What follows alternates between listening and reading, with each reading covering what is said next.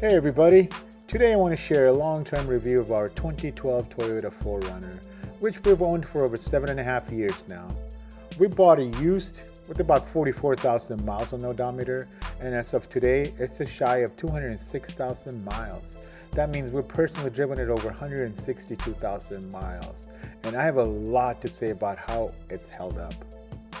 This 4Runner was mainly my wife's daily driver. She used it to commute to work, run errands, go to church, and just day-to-day life. We also used it for all our vacation travel. We've taken this thing on multiple 1,500 to 2,500 mile round trips, plus hundreds of shorter 250 to 300 mile road trips to visit family and friends out of town. And in all this time, this truck has never stranded us once. Not a single time. It's been the kind of vehicle you just trust. So, what have we done to keep it running like this?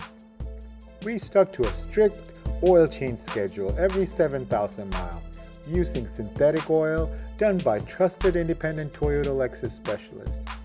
We've done a tune-up, routine brake jobs, and we're now on our third set of Michelin Defender LTX tires.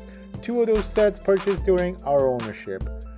We've also gone through a few batteries, which is totally normal. We made some upgrades to the interior over the years. The original radio was old school kind, no screen, no Apple CarPlay, so we had a Pioneer CarPlay system with a backup camera installed by Best Buy for around $700. A couple of years ago, I replaced the faded mirror covers, bought genuine Toyota replacement for about $90, and I installed it by myself. The original fabric seats were worn out, and also the driver's seat cushion was also worn out. So we ended up upgrading that with Katzkin leather seat covers online for about $800, and I believe I paid about $150 for the seat cushion. Also paid about $400 to get the seat covers installed professionally. That made a huge difference in the look and feel of the interior. Now let's talk pros. This 4Runner has been extremely reliable and dependable.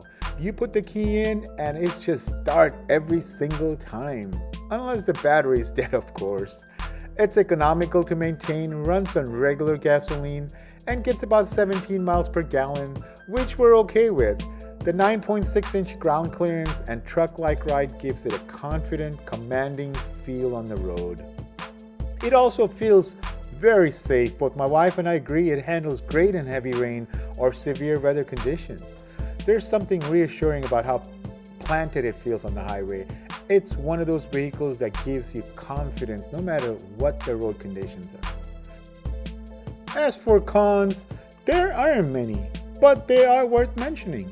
First, being a 2012 model, there is no blind spot monitoring, which is something the newer 2022 to 2024 models include. Second, there was no Apple CarPlay from the factory, but we resolved that by upgrading the head unit. And of course, fuel economy. We average around 17 miles per gallon. For us, it's not a deal breaker, but for someone else, it might be. If mileage per gallon was a big concern, we would have bought a Toyota Prius. The only real issue that bothers me now is paint fade.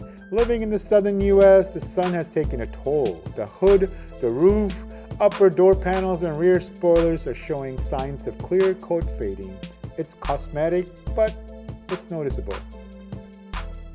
So, after more than 162,000 miles of driving, would I recommend the 2012 4Runner? Absolutely. It's been reliable, practical, safe, and affordable to maintain. It's taking care of us, and we've taken care of it. And now, I think it's time to pass it along to the next owner. Not because it's failing, but simply because I want something different and something newer, a new refresh.